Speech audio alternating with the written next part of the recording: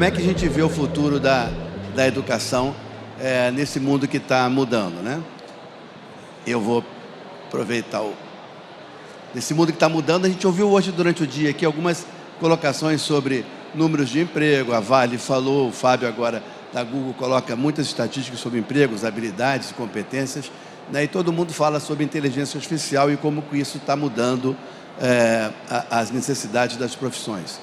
A gente vai olhar então, quando a gente fala nesse tema, é um tema muito amplo, né? E a gente quer tirar um pouquinho da expectativa, quer dizer, futuro para nós aqui é olhar muito, não é previsão, mas tendência. Eu acho muito legal que a pessoa, quando fala assim, falta 85 milhões de empregos, são expectativas, são previsões, né? São modelos que constroem isso, mas no meio do caminho vem uma pandemia, muda completamente essa expectativa, essas previsões, né? Então a gente olha aqui um pouquinho muito do futuro quando a gente fala de tendência.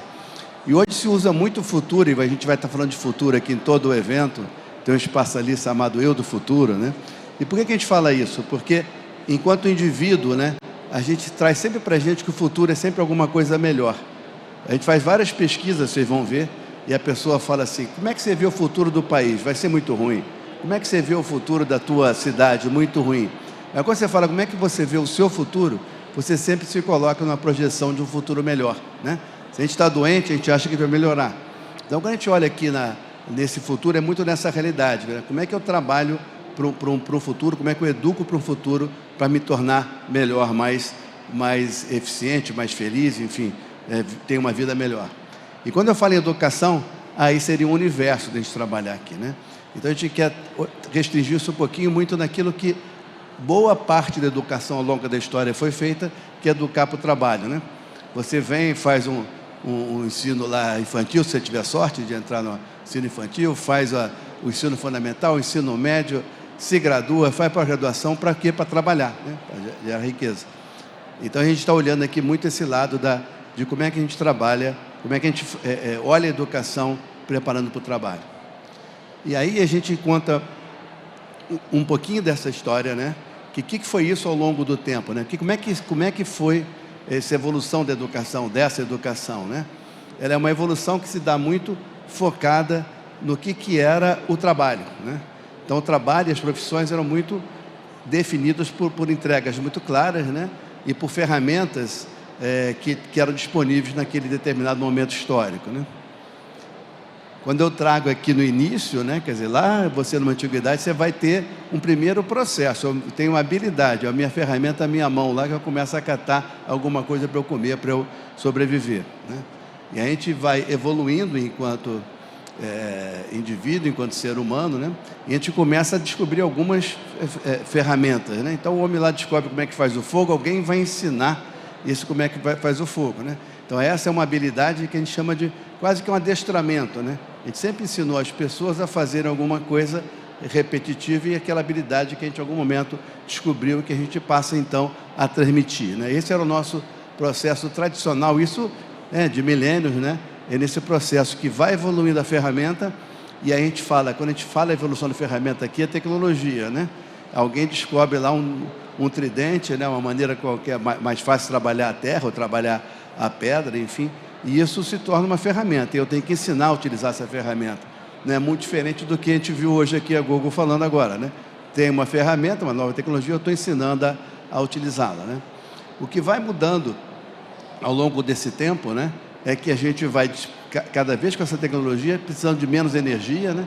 Então, no início lá precisava de muita gente, né? Muito esforço humano, muita energia humana, né? Para trabalhar, a gente vai substituindo isso daí, né, pela tecnologia, e a gente vai aumentando a produção, né? A gente vai aumentando a quantidade de coisas produzidas, que a gente chama de riqueza, né?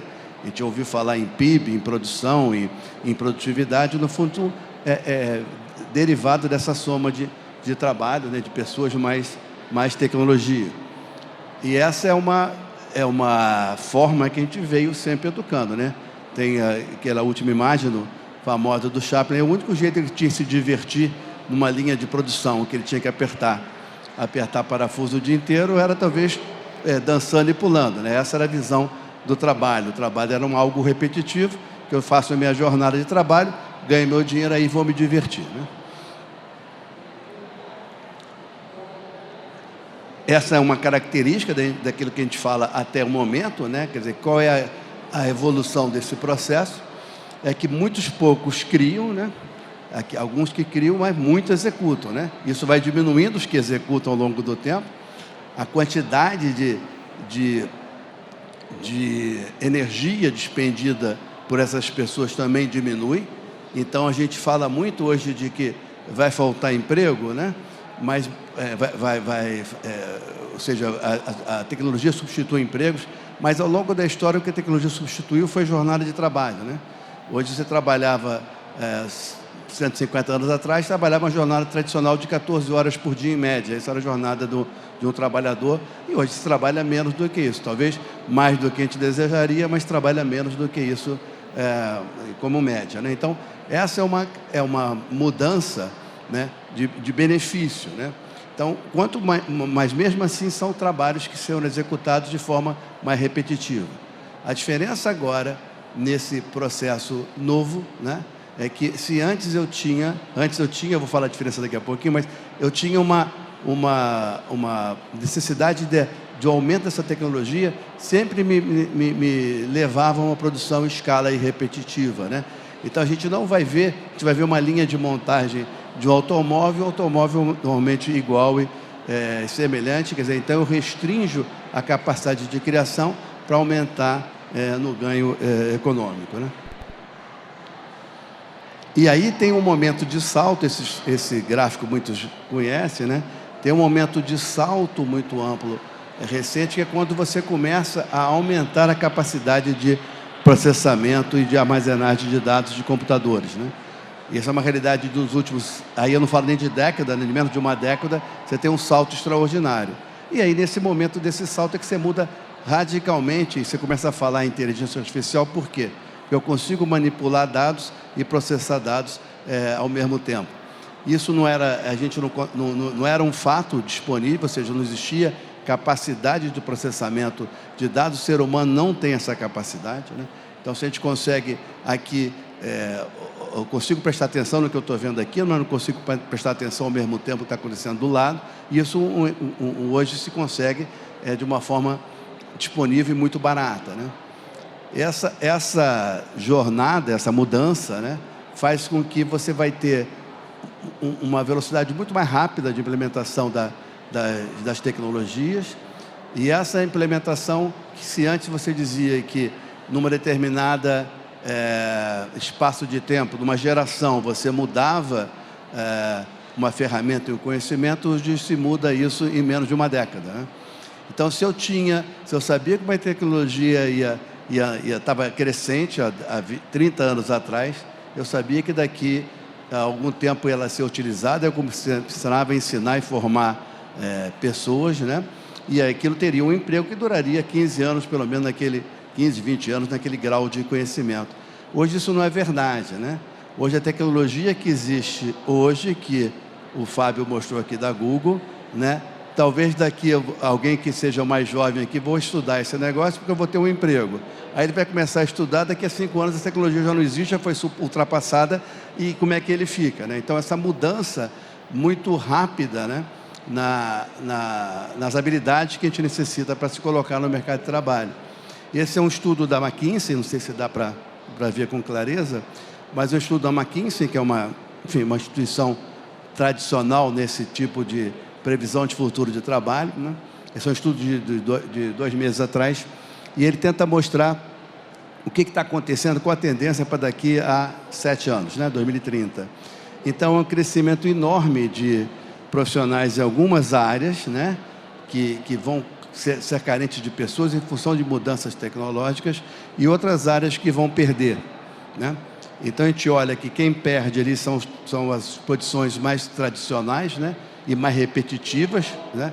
Então, ou seja, quando eu coloco ali que eu vou ter uma redução na mão de obra de produção ou na mão de obra de office, de back-office, de escritório, né? É porque é óbvio que não tem mais boleto, não tem mais tudo aquilo que se trabalhava no contas a pagar, por exemplo, de um escritório. E eu olho para cima e eu vou ter profissionais de saúde. A gente tem ali saúde e tecnologia mostrando como é que vai ser a evolução da saúde e como é que são empregos que se imagina que serão gerados nos próximos 7, 8 anos. Mas o que é interessante desse número aqui é que muita gente fala que a tecnologia vai tirar emprego. E a gente pega o que está crescendo, são 96 milhões de empregos aqui no mercado americano. E o que deve perder são 61 milhões de postos de trabalho. Então, quando o Fábio apresenta aqui, e é um momento que a gente vive no mundo hoje, que é um momento de ruptura e mudança de onda, né? De onda econômica, é que o mundo poderia crescer muito mais se a gente tivesse capacidade de absorver e utilizar essa tecnologia que hoje já é disponível, né? Então, isso daqui é uma possibilidade, provavelmente esses empregos não serão preenchidos, como ele comentou aqui, que existe possibilidade de 85 milhões de empregos que não serão preenchidos, porque não vai ter gente com a capacidade de utilizá-los, né? E de outra forma, a gente olha aqui uma questão que do mesmo período de tempo, o que a inteligência artificial vai fazer, vai estar acelerando para aumentar a automação de cada profissão, né? Então, a gente pega, por exemplo, a parte, deixa eu pegar um do meio, na gerenciamento, ou vamos pegar aquela da educação, tá? Normalmente, você vai ter um processo educacional que seria automatizado por tecnologias tradicionais, e pela inteligência artificial, isso aqui diz que eu aumento 16 pontos percentuais, na realidade, eu quase que dobro, mais do que dobro a minha automação num processo educacional. Mas o que isso quer dizer com a inteligência artificial? Para a gente vir dar uma apresentação, a gente tem que sentar e perder lá 3, 4 horas produzindo uma apresentação, né? E quando eu tiver dessa tecnologia, eu chego e falo para o ChatGPT, e vou falando, porque ele vai começando a me entender, né? Eu vou falando e ele vai construindo para mim a apresentação. Então, ou seja, a gente está ganhando naquilo que a gente tem esforço. E a gente, então, tem mais tempo para pensar no que a gente vai falar. Hoje, a gente, quando faz uma apresentação, isso aqui, boa parte não fui eu que fiz, foi a Luísa que deve estar por aí, mas é um trabalho insano de horas que são feitas para juntar aquele videozinho que funciona e tal, que a coisa fica bonita e que pega a atenção das pessoas. Então, isso é um processo que hoje está mudando e vai mudar cada vez mais rápido e em benefício da gente. Então, hoje, você vai ter toda uma possibilidade de criar mais, né? Usar mais o nosso cérebro e menos a nossa energia, né? E aí é um ciclo que a gente estava comentando, isso aqui é tirado do Tony, da presidente da IBM, que fez uma apresentação para a gente no Web Summit, e ele coloca isso daqui, isso pode ser visto, vários economistas também vão falar a mesma coisa, que a gente vive um momento de grande salto, né? Isso já aconteceu, essa onda é destrutiva, né? Ela sempre acaba com empresas, ela acaba com emprego, mas o que vem dela depois normalmente é maior, né?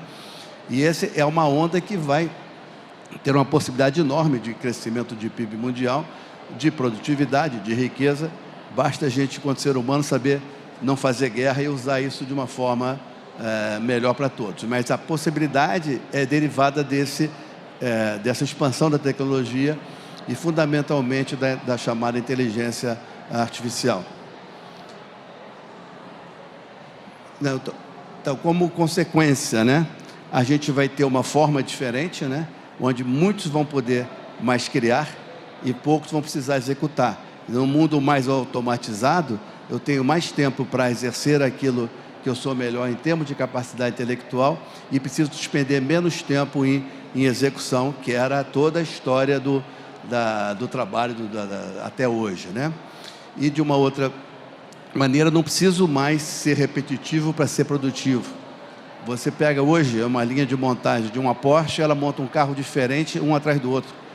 A linha da Toyota no Japão, ela monta um carro e monta um caminhão atrás, na mesma linha de montagem, e tudo funcionando com alto grau de precisão. Isso só acontece por conta dessa evolução tecnológica. Então, a evolução tecnológica, ela não vem para destruir emprego. Hoje eu estava ouvindo uma palestra no YouTube de um conhecido meu, de um amigo meu de longas datas, um economista chamado Glauco Arbix, foi presidente do IPEA, é uma referência em economia na USP, doutor pela USP, e ele falava o seguinte: temos que regular a inteligência artificial. Isso é um debate que acontece. A tecnologia traz medo, né? Então, por que eu tenho que regular a inteligência artificial? Quem diabo sou eu para regular a inteligência artificial? Quer dizer, a gente se coloca numa capacidade superior, né? Eu acho que é o contrário. Eu acho que a gente tem, toda vez que a gente regula e restringe o acesso, com certeza quem mais paga é o mais vulnerável. Então, quando eu consigo hoje ampliar acesso, com certeza eu admito no mercado de trabalho, admito na riqueza pessoas que não teriam chances, né, senão através desse salto tecnológico, né? Então, é uma questão muito importante eu permitir o uso dessa tecnologia. Mas, e aí a gente fala, bom, falamos de trabalho e tal, o que a educação tem a ver com isso? Como é que eu uso a educação para beneficiar essas pessoas, né? Então, dado o futuro do trabalho, quais serão as profissões do futuro? Eu não sei, duvido que alguém saiba. Vai ter muita gente que vai falar aqui que é a linguagem A, B, C e D, e ela não vai ser, né? Mas eu tenho uma história que é como é que eu consigo, então, construir um processo educativo? Se eu não sei esses dados, né? O que eu vou fazer daqui a 15 anos, o que vai acontecer, como é que eu construo um processo educacional? Como é que eu preparo pessoas, né, para que elas estejam bem no mercado de trabalho, qualquer que seja ele, né? E aí a gente tem uma expressão que é o Long Life Learning, né? Vão te responder sempre o seguinte: vocês vão ter que estar sempre estudando. Isso pode ser uma verdade, mas não necessariamente, né? Porque quando a gente fica, vocês vão estar sempre estudando, a gente fica, caramba, eu vou ter que ficar voltando para uma sala de aula o resto da minha vida, né? Isso não é necessário, né? Ou seja, eu preciso educar as pessoas para aprender a aprender, né? Então, um grande ciclo que a gente coloca, e isso é uma discussão que a gente hoje trava no Senac, Senac é uma instituição educacional, acho bacana aqui, para a gente ter a dimensão do Sistema S. O Sistema S é mais completo que o Senac, tem a indústria também, tem a parte de transporte, tem a agricultura. O Senac no Rio tem 100 mil matrículas, né? E o Google Learning aqui, ele consegue atingir 25 mil pessoas, e é um grande sucesso. O Senac no Brasil tem mais de 1 milhão de pessoas de matrículas. Então, a gente consegue atingir muita gente. Então, quando a gente consegue mudar esse processo educacional, em vez de eu formar uma pessoa, e eu não falo só de tecnologia, qualquer profissão, unicamente ensinando a utilizar uma ferramenta, né, se eu conseguir trazer para esse pessoal uma maneira de como é que ele aprende a aprender, qualquer que seja o desafio e a ferramenta que ele vai lidar, com certeza eu estou preparando para uma situação nova de tecnologia, qualquer que seja ela, né? Então, quando a gente olha a educação, a gente tem algumas certezas, né, que a gente imagina, né, que as trilhas têm que ser flexíveis, né? É muito difícil imaginar que alguém vai saber exatamente o que vai ser quando crescer, que a gente perguntava, né? Então, você começa a experimentar a educação. Fizeram uma pergunta aqui, se as empresas vão exigir, né, exigem diploma, provavelmente as empresas exigem conhecimento, né, muito mais do que diploma, né? A gente exige como é que eu me comprovo, né, nas habilidades que eu tenho. A gente sempre traz uma comparação que para o pessoal mais novo, né, usa o playlist, né? Você escolhe a música que você quer ouvir, você escolhe, seleciona e mistura lá. E a gente era obrigado a escutar um long play, né? Eu tinha que ouvir um disco, vocês não sabem o que é long play, mas eu tinha que botar um disco em vinil, que ele rodava até o final, e quando mudava de música, eu tinha que levantar um braçozinho e acertar lá onde é que ele ia cair para ouvir a música que eu quisesse. Hoje, eu ouvia rádio, né? Quer dizer, eu pagava de uma maneira um rádio e que ia escolher a música que eu ia ouvir. Então, assim, essa é uma situação que ela vai mudando, né? Então, se eu não aceito isso para a música, se eu não aceito isso para várias coisas que eu faço, eu também não quero aceitar para a educação. Então, eu acho muito difícil que um jovem chega numa determinada instituição de ensino, que alguém diga para ele: esse é o teu caminho, fica 2 anos aqui, e 2 anos quando é pouco, né? Fica 2 anos aqui, quando você sair eu te dou um diploma. O que acontece é que ninguém fica. Hoje a evasão no mundo ela é enorme. No Brasil ela é extraordinária. A evasão é mais de 50%, e no nível médio, no nível técnico chega a 59%. Por que a pessoa evade? Porque aquela educação não está suprindo os seus desejos. E eu preciso que essa educação seja um objeto de consumo, né, de cada indivíduo, né? Então, eu tenho que personalizar o ensino. Se eu conseguir fazer isso com a produção seriada, por que não com a educação? E eu tenho que ter essa flexibilidade para escolher a trilha que eu vou fazendo. Era muito comum, eu sou de uma geração em que eu tinha vários amigos que fizeram 3 faculdades para escolher o que queria ser no final. Não precisamos perder esse tempo todo, né? Vamos escolhendo no meio do caminho, tá? O ambiente, isso aqui eu trago de uma equipe nossa, que um projeto está saindo do forno, mas deve ser muito mais agradável você estudar num ambiente como esse, né, do que num ambiente tradicional de carteirinhas, né, universitárias. Então, quando a gente exemplifica, o que é a educação que a gente imagina? É o que a gente está vivendo aqui. Isso aqui é um processo educacional. Você chega num lugar, você experimenta, você bota a mão na massa, experimenta. Você chega aqui, você hoje vai ouvir várias formas diferentes, porque aqui não tem mais a figura do mestre. Ninguém quer ir numa escola que alguém diga, esse é o caminho certo, siga, né? Eu tenho que ter o direito de ouvir, escolher o caminho que eu vou seguir. Isso é o que a gente está tentando fazer aqui. E depois eu vou tendo espaços de experimentações naquelas profissões que eu vou exercer. Se eu quiser trabalhar, por exemplo, em saúde, tiver uma educação em saúde, eu vou ter um laboratório e vou experimentar, eu vou simular. A gente fala muito do conceito de simulação, que ele nasce na aviação, né? Quando a aviação caía, morre todo mundo. Então, o que eu faço? Eu não posso ficar derrubando avião, matando pessoas. Então, eu criei uma maneira de simular, né, acidentes, incidentes aéreos, para o avião não cair, eu treinar o piloto. E a mesma coisa eu consigo fazer hoje com qualquer profissão. Que é passar lá no laboratório nosso nisso, lá, como é que chama? No portal, não esqueci o nome do portal, mas no nosso laboratório de imersão, na entrada do evento, vai entrar no espaço de metaverso e vai conseguir verificar um processo educacional do futuro, né? Essa é uma forma que a gente tem de trazer a simulação para toda e qualquer profissão. Então, o que a gente está vendo aqui é um processo educacional que seria a cara da escola do futuro, né? E a gente olha um ambiente muito mais fácil. Eu não preciso ter a carteira e a sala de aula para aprender. Eu posso trabalhar sempre num ambiente como esse, né? E a pergunta que você fez, né, atrás, quanto vale o diploma? Eu não sei, pergunta para quem contrata, né? Provavelmente as empresas estão mudando da forma de olhar. O diploma vale necessariamente pouco, no sentido de que ele não assegura que está escrito ali que você é capaz de exercer. Então, toda e qualquer empresa, ela tem um programa, vocês viram aqui, a Vale apresentou no início, um programa de trainee. O que é um programa de trainee? Eu trago você e agora vem cá, agora vamos aprender o que eu quero que você seja aqui dentro. Você vai aprender aquilo que você vai exercer enquanto profissão. Então, hoje o que a gente imagina é que eu consigo fazer isso muito dentro do espaço educacional, de uma maneira de que eu consiga permitir que aquela pessoa aprenda a aprender e que ela vá construindo a sua trilha em qualquer ambiente que ela perpasse. E que ela tenha uma jornada muito mais produtiva, utilizando a sua capacidade de criação, de colaboração, do que simplesmente ela utilizando ferramentas, utilizando tecnologias que sejam, mas utilizando um processo que alguém ensinou, que alguém adestrou, que elas venham executar. Eu acho que essa é uma mudança que está acontecendo no mercado, e quando a gente fala que vai faltar gente, é porque os empregos que aparecem hoje a gente não está ensinando para eles. A gente continua ensinando a fazer conta, né? Subtrair, dividir, quando eu posso chegar e perguntar para o ChatGPT quanto que é, né, um número enorme multiplicado por um número enorme, e a resposta vem em menos do que eu pisco meu olho, né? Então essa que é uma grande diferença, e que o diploma ainda é essa história. O que é um diploma? Ele é a tradução de que eu tirei determinadas notas, né, num currículo que alguém disse que era importante para atingir e exercer aquela determinada habilidade.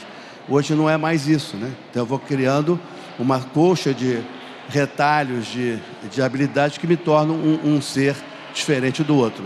E quando a Google mostra aqui esse caminho dos badges, do selo de certificação, esse é o caminho da tecnologia hoje. O mercado de tecnologia é isto, muito mais do que um diploma, mas as certificações intermediárias, que nada mais são do que a experiência num laboratório de tecnologia, e aqui eu exercite, adquirir aquela competência. E essa é a maneira que a gente imagina que vai ser a educação. Muitos vão falar aqui sobre o futuro da educação, vão falar sobre tecnologia. Eu não falei, eu não acho que o problema da tecnologia não é um quadro negro que fale, não é isto que vai mudar a educação, não é a gente dizer que ela está disponível a nível virtualmente. Eu acho que o espaço educacional ele é um espaço de convivência de pessoas. A gente não consegue ter convivência, né, numa telinha, né, que só aparecem 4 pessoas. Isso não existe, essa maneira de a gente nos conviver. Isso é importante? Sim, isso são instrumentais a mais, aí tem vários disponíveis, mas o espaço educacional, especialmente para o mais jovem, é um espaço que permita convivência e colaboração. É isso. Obrigado, pessoal. Uma salva de palmas. Pessoal, a gente consegue abrir para alguma perguntinha. Temos alguma pergunta para o Cláudio? Alguma pergunta? Pergunta. Temos aqui. Temos uma pergunta ali. Fala para mim, por favor, o seu nome e sua pergunta. Tá indo aí, o microfone tá indo. A gente é eficiente, a gente vai até você. Fala o seu nome e sua pergunta, querido. João Alves, Senac Osasco, hein? Olha aí, salve pro Osasco! E uma galera aqui do Senac São Paulo. Pergunta simples, obrigado, professor, pela aula. Se os índices de evasão, eles são tão altos, e também me preocupa, como professor, como educador, e essa era da personalização, ela dá certo em várias áreas, se o professor conhece alguma boa prática de aplicação dessa personalização da educação em algum lugar do Brasil, do mundo, na sua experiência, se em algum lugar eu olhar para o interesse do aluno, se isso tem surtido melhores efeitos para reduzir essa evasão escolar, que é um problema de décadas, né? Obrigado, viu? Obrigado pela pergunta. Eu acho assim, a gente vai olhar de várias maneiras que você perguntou, né? Se eu colocar como experiência do indivíduo, então aquela trilha individual que eu me formo enquanto eu único, sou o único aluno de uma sala de aula, e eu caio aí no professor particular, então aquilo não é o que a gente imagina que a gente está falando aqui. Não chego a esse extremo, mas eu chego a um extremo de eu conseguir formar uma turma em que eu consiga garantir para aquelas pessoas uma jornada de experiência mais individual, uma trilha mais adequada àquele sentimento que ele tem naquele momento, né? Então, a evasão ocorre muitas vezes pela frustração. Então, ela começa a entrar num determinado curso, ela imagina que o caminho vai ser aquele, e no meio da história ele muda um pouquinho de figura. Então, te respondendo como é que a gente imagina, como é que a gente trata isso, né? Em primeiro lugar, as trilhas, quando a gente fala de evasão, elas vêm das trilhas que são obrigatórias. Alguém disse que para você ter determinada formação, vamos falar aqui na linguagem de Senac, profissional, você tem que passar por aquela jornada. Esta jornada dá muita evasão. Isso a gente vê quando a gente traga também para o ensino regular, para o ensino médio, por exemplo, o ensino que é onde eu tenho muita evasão, porque ele não é obrigatório, não é constitucionalmente obrigatório, eu passo a ter uma evasão pelo desinteresse. Então, que experiência que a gente pode te trazer? Trilhas pequenas, cursos pequenos, que a gente tem no Senac do Rio, né?